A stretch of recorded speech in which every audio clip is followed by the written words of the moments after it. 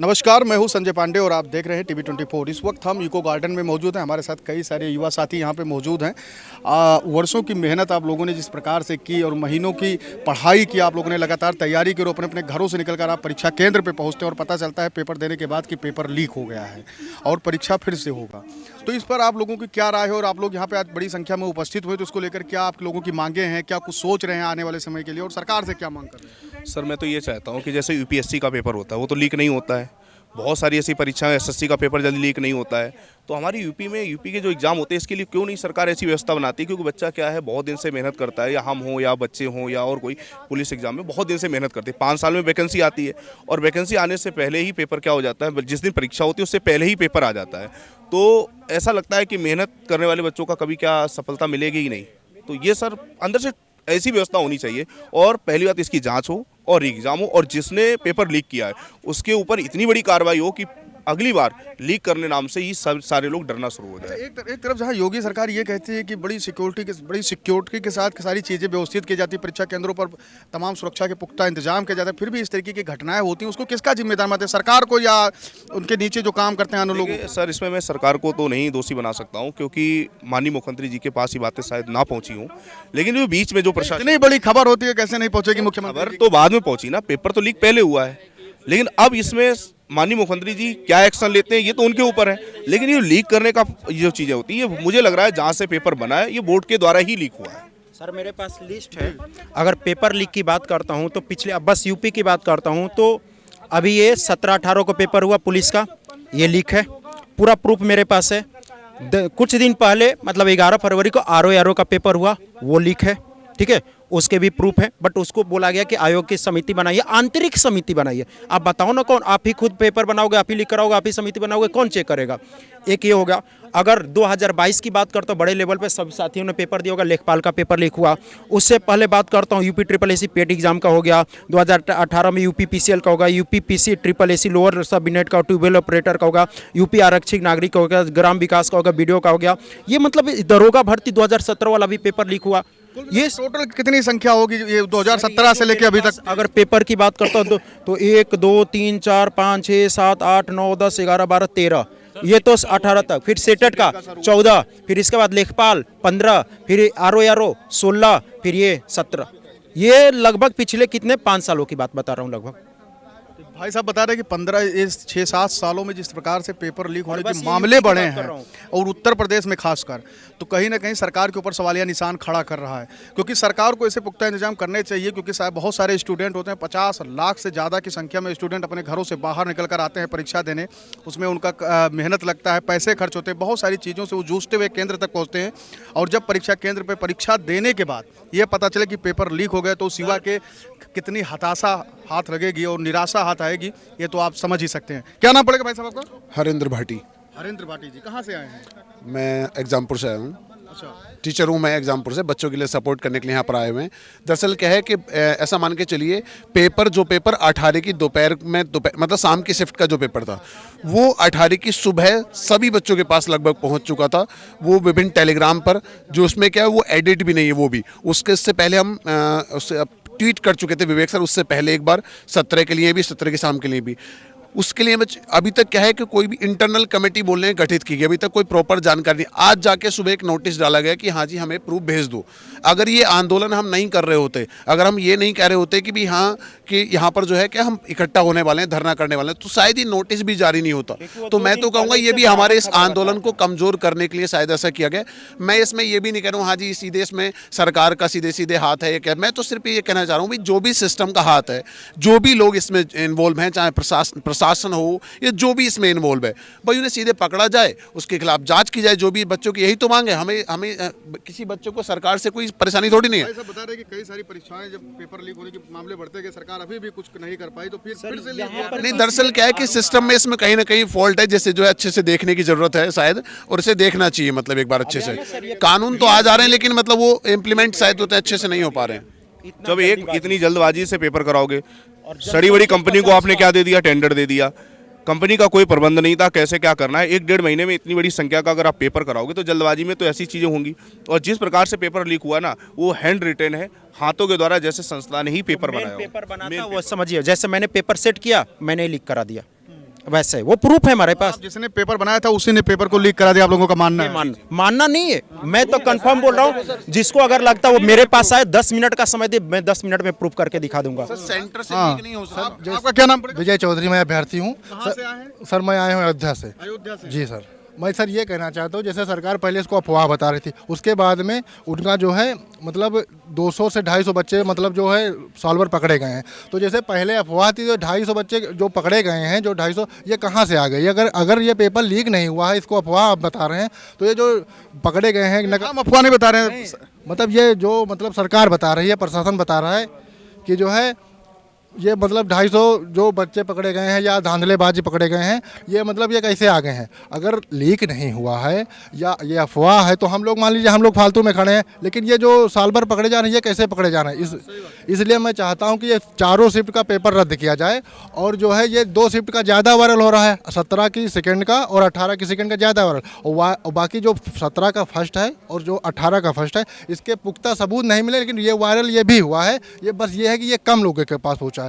और जैसे sir 60,000 vacancy है, उसमें से 145-150 बच्चा मार के आ गया है। अगर मान लीजिए 12-12 लाख बच्चों ने हर शिफ्ट में पेपर दिया है, अगर उन्होंने उसमें से अगर 1-1 लाख बच्चा भी पेपर पा गया होगा, तो 4 लाख बच्चे हो गए। अब 4 लाख बच्चे 150 में से 150 मारे हैं, तो 60,000 में 150, वो 4 लाख का नहीं हो सिलेक्शन होगा। लेकिन ये बच्चे समझ नहीं रहे, इसलिए मैं चाहता हूँ कि सब लोग आएँ और भर्ती रद्द हो, और प्रशासन से मांग कर रहा हूँ कि ये पेपर दोबारा करा लिया जाए बस। अब क्या कुछ किस प्रकार का आप लोगों का आंदोलन चलने वाला है? आप लोग कुछ कह रहे थे। हम लोगों का कहना यही है कि एग्ज़ाम दोबारा कराया जाए, और जो भी इसमें दोषी हैं उनको कड़ी से कड़ी कार्रवाई की जाए उनके प्रति, ताकि आने वाले एग्जाम में भविष्य में कोई भी ऐसा कदम ना उठाएं जिससे कि लोगों को हम जैसे युवाओं का भविष्य दांव पे लगे। का भविष्य दांव पर लगे। हमारा सरकार से यही निवेदन है कि इस भर्ती को रद्द किया जाए और पुनः निष्पक्ष और स्वच्छ परीक्षा का आयोजन किया जाए। अगर सरकार इस परीक्षा नहीं रद्द करती है, रही एग्जाम कराती है, तो फिर क्या करेंगे आप लोग? क्या कुछ करेंगे? ये सरकार की नाकामी मैं कह सकता हूँ, क्योंकि आरओ में 7-8 दिन पहले परीक्षा हुई थी, उसमें उसका पेपर लीक हो गया, जांच कमेटी बनाई गई, उसके बाद में ये यूपीपी का 7-8 दिन बाद होता है, उसका भी लीक हो जा रहा है। इसमें प्रशासन में कहीं ना कहीं कमी हो रही है ना। भाई साहब आप भी भाई साहब देखिए पोस्टर लिए हुए हैं और उस पर लिखे हैं कि एग्जाम होना चाहिए यूपी पुलिस का। कहाँ से आए? आरओ का। अच्छा, कहाँ से आए आप? मैं हरदोई से आया हूँ। हरदोई से आए? जी। तो बताइए क्या कुछ आप देख रहे हैं इस पूरे? हम ये सोचते हैं सरकार जो है स्वच्छता पूर्वक जो है इसका एग्ज़ाम आरओ का करवाए, और हम यही मुख्यमंत्री जी से जो है विनम्र निवेदन करता हूँ बस। चलिए, बहुत सारे युवा हैं और लोगों से भी बातचीत करेंगे, क्योंकि लोग परेशान हैं, क्योंकि जिस प्रकार से पेपर लीक हुआ है यूपी पुलिस का और आरओ का। तो आपका भैया एक ही नारा, एक ही नाम, री एग्जाम। क्या नाम पड़ेगा आपका? राजू यादव नाम। राजीव यादव जी। यादव जी, क्या कुछ लगता है इस पूरे मामले पर किसकी गलती है? प्रशासन की गलती है या जो पेपर बनाए उनकी गलती है? और फिर क्या चाहते हैं सरकार से? कहीं ना कहीं इसमें सरकार को ज़्यादा ध्यान देना चाहिए, क्योंकि पेपर लीक होने, जैसा कि एग्जामपुर वालों भी बता रहे हैं कि पेपर लीक हुआ है, और सबके मोबाइल पर आया है कि मतलब कि एक रीजनिंग का चैनल है, मतलब कि अरुण सर का रीजनिंग का चैनल है, उस पर यह साक्ष्य प्राप्त हुआ है कि यूपीपी का जो पेपर है समय से पहले मतलब कि उस पर आ गया था एग्ज़ाम होने से पहले। लेकिन और वो ऐसा आया कि मतलब कि हैंड रिटन आया, जिसके चारों के चारों पेपर दिया था? जी बिल्कुल, मैंने पेपर दिया था। कैसा हुआ था पेपर? पेपर अच्छा हुआ था सर। जी। तो फिर कहा री एग्जाम। अब सर अगर पेपर लीक होगा इसलिए चाहते हैं कि हो गया तो उसकी कट ऑफ कितनी जाएगी क्या पता है। मान लीजिए कि इन्होंने 145 किया होगा पढ़ने पर से, वैसे जो बच्चा ईमानदारी से पढ़ा है ना, वो कितना करेगा? 115 और 25 के बीच में करेगा, जिसने ईमानदारी से पढ़ा है। तो क्योंकि हम पढ़ाएं, हमें पता पेपर का लेवल। आप पढ़ाई कराते हैं? हाँ जी, तैयारी कराते हैं? हाँ जी, आप पढ़ाए हुए हैं तो हमें पता है, लेकिन क्योंकि किस लेवल का पेपर कहाँ पे किस प्रश्न को बच्चा छोड़ सकता है। लेकिन कुछ जब हम एनालिसिस करा रहे थे, बच्चे बोले सर हमने 145 क्वेश्चन कर रहे हैं, 100% सही करके आए हैं। एक बात मानिए, 50 लाख बच्चों ने, सबसे पहले तो बच्चों को ये पता नहीं है कि जो सीट है 60,244 सीट है, 4 शिफ्ट है, 17 को 2 शिफ्ट में पेपर हुआ था, 18 को 2 शिफ्ट में पेपर हुआ था। खबर बस ये है कि 18 की 2 सेकंड शिफ्ट की पेपर है और 17 की सेकंड शिफ्ट की पेपर है। मैं सभी लोग को बताना ये चाहूँगा कि जो 60,244 सीट है वो किसी एक शिफ्ट से भी सारे लोग को ले सकता। तो आप ये मत समझो जिनकी पहली, मान लीजिए जिसने पहली शिफ्ट में पेपर दिया होगा वो तो सोचेगा कि मेरा लीक ही नहीं हुआ, लेकिन भाई आपका पेपर लीक नहीं हुआ, आप खुश हैं। लेकिन जो सेकंड शिफ्ट में पेपर दिया है, हो सकता है वहाँ पे 12 लाख बच्चे पेपर दिए, 12 लाख में से 60,000 वहीं से हो जाए, आप तो गए। सही बात है, अगर पेपर लीक हुआ वो सारे वहीं से हो जाएंगे 60,000। वो तो पूरा कॉमन ले रहा है ना कटअप, पूरा का पूरा सबूत। क्या लिए हैं भाई साहब ये आप? सर ये सॉल्व पेपर, ये सॉल्व पेपर हमें दिखा रहा हूँ। ये 8 बजे से एंट्री होती है, 10 बजे से पेपर स्टार्ट होता है, लेकिन ये देखिए टाइम। सर हमने सरकार को सबूत दिखाने के लिए हर एक चीज, थोड़ा सा फोकस करेंगे सर यहाँ पे इनके भैया के मोबाइल पे तो हमने पूरा सरकार को, ये सीएम को देने के लिए मुद्दा क्या है, हम आंदोलन क्यों कर रहे हैं? कर रहे हैं ये सारे चीज प्रूफ के साथ। ये ऐसी ऐसी गलतियां हुई है, देखो लड़के के जगह पे सनी लियोनी का पेपर में अपडेट कर दिया गया, बच्चों को पेपर जल्दी से उनको पहुंचने के लिए कुछ नहीं है। ये किस प्रकार का आंदोलन आप लोग अभी करने वाले हैं फिलहाल? अभी हमारा देखो एक मांग पता है जो कि ये भी नहीं करना चाहिए था, री एग्जाम। इसका अभी ये सोल्यूशन है कि हमें चाहिए री एग्जाम, क्योंकि उन गलत लोगों को नहीं चाहते हो कि वो सिस्टम में जाए। अगर वो गलत लोग सिस्टम में जाते, दो चीज़, सबसे पहले तो जो ईमानदारी से मेहनत किए, हमने जो ईमानदारी से पढ़े तो वो काम नहीं होगा। यानी कि इसका मतलब यही है कि आप एग्जाम मत कराओ, जिनके पास पैसा है उनसे लेकर भर्ती करा लो। अगर यही करवाना चाहते हो तो मत एग्जाम कराओ ना, क्यों करवा रहे हो, मत करो। अगर री एग्जाम नहीं होता तो उसके बाद आप लोगों ने क्या कुछ प्लान किया है, क्या सोचा है? सर री एग्जाम तो लेकर रहेंगे, री एग्जाम नहीं तो फिर तो उसके बाद कुछ करो ही ना। तो री एग्जाम एक ऑप्शन है, और री एग्जाम के बाद भी हमने कुछ चीज़ें पे शर्तें रखी जो हमने सीएम जी को मतलब कि भेजने की बात की है कि आपके तरफ से क्या होना चाहिए, पेपर लीक की स्वतः, वो पेपर लीक की सतह से एकदम जांच हो, ये हस्तलिखित ओरिजिनल पेपर लीक हुआ था, ये सारे चीज़, परीक्षा निरस्त चारों शिफ्ट का की जाए, कुछ हमारी मांग है। जो आगे जो पेपर हो, पेपर लीक की प्रूफ हो, इसके लिए यूपीएससी हर साल एग्जाम कराता है, उसका तो फिक्स रहता है कि जून मई मार्च मई में कराना है, उस तरीके से एग्जाम कराए। सर यूपीएससी सीडीएस एनडीए कभी तो कराता है, वो तो आज तक कभी नहीं लीक हुआ, उनके टाइम से रिजल्ट भी आते हैं। क्यों सरकार की सारी चीज़ें फिक्स है कि अगले महीना में चुनाव होगा, उसके अगले तारीख में इतने तारीख तक चुनाव हो, वो तो और भी जनसंख्या में लोग पार्टिसिपेट करते हैं। तो यहाँ पर युवाओं के साथ ही क्यों ऐसा?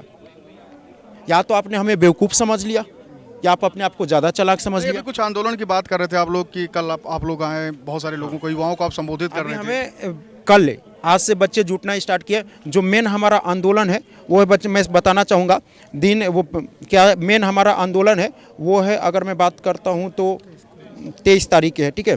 23 तारीख की आंदोलन है ये, सुबह में 11 बजे से यूपी पुलिस री एग्जाम सत्याग्रह, भारत माता की जय, दिल लखनऊ चलो लखनऊ चलो। यहाँ पर जितने भी टीचर आ सकते हैं, वो चाहे इलाहाबाद से आ रहे हैं, चाहे पटना से आ रहे हैं, क्योंकि अदर स्टेट के भी बच्चों ने फॉर्म भरा है। टीचर ही आएंगे या स्टूडेंट भी प्रतिभाग करेंगे? सर टीचर आएंगे, स्टूडेंट भी आएंगे, क्योंकि हर टीचर से, जैसे मैं पढ़ा रहा हूँ, मेरे से अलग कुछ स्टूडेंट जुड़े।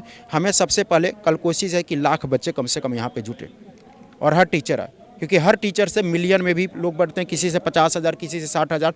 तो मैं सारे टीचर लोगों से भी बोलूँगा कि आप अपने बच्चों से बोलिए। एक दिन की बात है, जब कभी एक बच्चा ने बोला कि उसके पेरेंट्स ने बोला कि जा बेटा तू अपने हक की लड़ाई, क्योंकि वो देखें कि किस तरीके से, सर ना आप लोग भी पढ़े होंगे, हम लोग पढ़ेंगे, हम बाहर रह के पढ़ते थे, हमारे पास पैसे की कमी नहीं होता था, कभी बाद में पता चलता था कि घर पे माँ ने गहने बेच कर वो पैसे दिए हैं।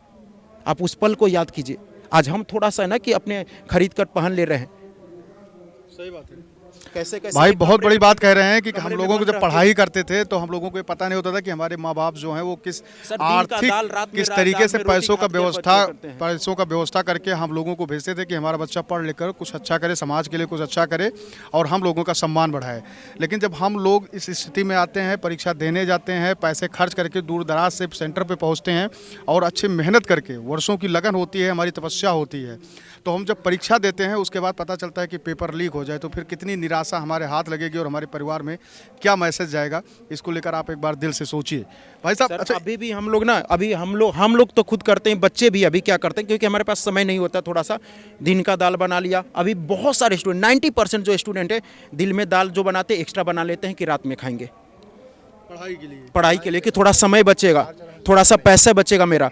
दाल भात चोखा बना लेते। इलाहाबाद में जो बाहर बचे रहते, पूछिए ना किस तरीके से बनाकर खाते हैं हम लोग, क्योंकि इस स्थिति से गुजरे। क्या करते हैं आप 4-4 दिन? सर मैं यहाँ रह रहा हूँ 4 साल, मतलब 4 महीने से मैं घर नहीं गया हूँ। यहीं पे दाल चावल यही बना के खाते हैं। अगर मैं पैसे से ही नौकरी मिलती तो यहाँ मेहनत करने से क्या मतलब है, रहकर अपने हाथ से बनाते खाते हैं, अपना पैसे का इंतजाम करें। पैसे नहीं है लेकिन मेहनत है, हमारे हाथ में जो मेहनत वो तो करेंगे ना।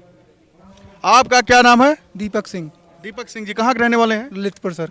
सबसे बुंदेलखंड सबसे दूर 700-800 किलोमीटर से। और हमें हाँ। हमें तो सर इस सरकार का ये समझ में नहीं आता है, जिस सरकार की सर मुख्यमंत्री लीक नहीं हुए सर, उसका यूपी पुलिस का एग्जाम लीक हो गया सर। ये सोचने वाली बात है सर।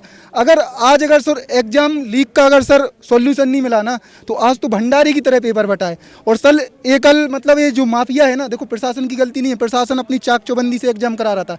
एक जैसी माफिया होती है ना, ये माफिया है। और आज अगर इसका सॉल्यूशन नहीं निकला ना, तो सर मतलब ये सोचो कि पोस्ट द्वारा एग्जाम जाया करेंगे सर 2 दिन पहले कि तुम्हारे घर पे एग्जाम पहुंच जा रहा है, अभी तो 24 घंटे पहले आया है, और बाद में सीधा पोस्ट द्वारा जाएगा कि एग्जाम लिख के आ जाना, तुम्हें पढ़ने का कोई मतलब नहीं है। लेकिन सरकार तो ये दावे करते थे कि सबसे ईमानदार सरकार है अभी उत्तर प्रदेश में, सारी चीजें व्यवस्थित हो गई हैं, उसी का तो भरोसा था ना सर। ईमानदारी पूर्वक एग्जाम हो रहा है और सभी लोगों को, उन्हें जो उस लायक है उन्हीं लोगों को नौकरी मिलेगी। लेकिन इस तरीके की जब चीजें होती हैं, सामने आती हैं, तो फिर कितना दुख होता है। सर मीडिया सर 2 दिन पहले कोई नहीं मान रहा था सर, हम लोगों को इधर दंगाई बताया जा रहा था, मतलब तमाम सबूत हैं, इसकी सोच रखे हुए हैं सर। घर वालों को डर लगता है सर, डेली दिन पापा का फ़ोन आता है, सुबह शाम हम लखनऊ में डले हैं 20 तारीख से, क्योंकि 19 तारीख को सर उधर से मतलब हमें पता था कि हम अपने सिटी में रहेंगे, हमने क्या है ज्ञापन दिया, उसमें मतलब बहुत विरोध हुआ, तो हमें इधर भागना पड़ा, तुरंत लखनऊ का रुख करना पड़ा। तो मतलब सबको डर लगता है, लेकिन सर कहना यही है कि आज नहीं लड़े ना सर, तो फिर शायद आगे हम किसी को जवाब ना दे पाएँ। कि जैसे एज रिलैक्सेशन में हमारा एक ही था कि अगर हम लड़के एज रिलैक्सेशन ले लिए, भले अगर एज रिलैक्सेशन नहीं मिलता है तो एक मन में मलाल नहीं रहना चाहिए कि सर हम लड़े नहीं थे। तो आज सर वही है, इसलिए लड़ रहे हैं कि मन में मलाल नहीं होना चाहिए। हो सकता है सर, एक तो क्या है सर, यूपी में ऐसा है कि शादी होती नहीं है बिना रोजगार के, और अगर सर आधी शादी हो भी जाएगी तो सर बच्चे ये ना कहने सर इधर किसी के कि तुम लड़ नहीं पाए थे पापा, हमें काय को लड़ा रहे। तो सर इसीलिए कम से कम बाहर निकला, और हम सर का कहें उन बच्चन से और का कहें उन माँ बाप से कि का इन बुजदिलन को पाल रहे हो, तुम भी बुजदिल हो अगर तुम अपने बेटा को लड़वे नहीं पहुंचा पा रहे। कौन हक से तुम 4000 रुपये महीना दे रहे किसी लड़का के लाने, जब तुम जा नहीं क्या पा रहे कि अपना हक ले भी आ जाओ तुम। सीधी बात जा है, हम कह रहे घर से निकलो। और सर ऐसा कोई बच्चा नहीं है, गली गली में सर भंडारी की तरह पेपर बटे सर, कहीं पे चले जाओ कोई नहीं नकार सकता है कि पेपर मतलब लीक नहीं हुआ है सर। भाई साहब कह रहे हैं कि हम लोग घर से बड़ी दूर हैं, यहाँ पे पढ़ाई कर रहे हैं और शिक्षा ग्रहण कर रहे हैं, और जब पेपर लीक हुआ तो हम लोग जब ज्ञापन सौंपे, उसके बाद में ये पता चला कि हम लोग धरना प्रदर्शन करेंगे, तो उसके बाद में लोग दंगाई बोलने लगी सरकार, पुलिस भी। हाँ, दंगाई तो बोली सर, सरकार नहीं बोली है सर, मीडिया वाले बोले, मीडिया वाले आपको दंगाई बोले सर। हकीकत और उनके माता पिता का फोन आने लगा कि बेटा कहाँ क्या कर रहे हो। सर कल से पूरी मीडिया का रुख बदला है, तब से हम लोगों को भरोसा हुआ है कि अब कुछ होगा। आज सुबह सरकार का रुख बदला है और हम विश्वास से और दावा कहते हैं कल सब कुछ बदलेगा। और सर तो हम यहाँ पे थे यूको गार्डन में, यहाँ बहुत सारे यूपी पुलिस में जो परीक्षा दिए थे, जो छात्र थे, वो जो युवा थे, वो लोग मौजूद थे वहाँ पे। हाँ, आपसे बोलना चाहूँगा कि आप लोग जो हम लोगों को ये बोल देते हैं कि अफवाह फैला रहे हैं, ये उग्रवादी हैं। उग्रवादी नहीं है हम लोग। मेरे भाई हो भाई, क्यों आप एडमिट कार्ड दिखा दें, यहाँ जितने लड़के हैं ना सब एकदम। आप देखिए, आप परेशान हैं, आपके परीक्षा लीक हुई, ये पेपर लीक हुआ, इसलिए आप लोग परेशान हो और अच्छी मांग कर रहे हैं कि फिर से री एग्जाम हो, जिससे जो टैलेंटेड लोग हैं, जो अच्छे लोग हैं, जिन्होंने सच्चे दिल से पढ़ाई की है, मेहनत की है, लगन से सारी चीज़ें की है, उन लोगों का नौकरी उन लोगों को मिले, ना कि जो लोग नकल से पास हो गए, धोखाधड़ी करके पास हो रहे हैं, उन लोगों को ना मिले। तो हम आपके साथ हैं पूरी तरीके से, आप परेशान बिल्कुल ना होइए। बस बिल्कुल सर, बिल्कुल पॉजिटिव चीज़ों को ही दिखाया जाए। क्योंकि पहले दिन जब चला तो कुछ चैनल वाले हम लोग को ये बोल रहे थे कि ये उग्रवादी हैं, किसी पार्टी कोई लेना देना नहीं है। वो खुद उग्रवादी हो सकते हैं, लेकिन आप उग्रवादी नहीं, क्योंकि आप देश के भविष्य हैं। तो हम यूको गार्डन में इस वक्त मौजूद थे, बहुत सारे यूपी पुलिस कांस्टेबल की जो परीक्षा थी, जिसमें आप लोगों ने सहभागिता की थी, वो लोग यहाँ पे मौजूद थे। वो लोग आगे बोले हैं कि 23 तारीख को, आने वाली 23 तारीख को हम लोग एक बड़े प्रदर्शन का आयोजन कर रहे हैं, जिसमें हम लोगों ने अपील की है कि तमाम वो स्टूडेंट जिन्होंने पुलिस कांस्टेबल परीक्षा में पेपर दिया था, वो लोग यहाँ पे आए यूको गार्डन में और सरकार से री एग्जाम की मांग करें। कैमरा पर्सन हरीश तिवारी के साथ मैं संजय पांडे, TV 24 लखनऊ।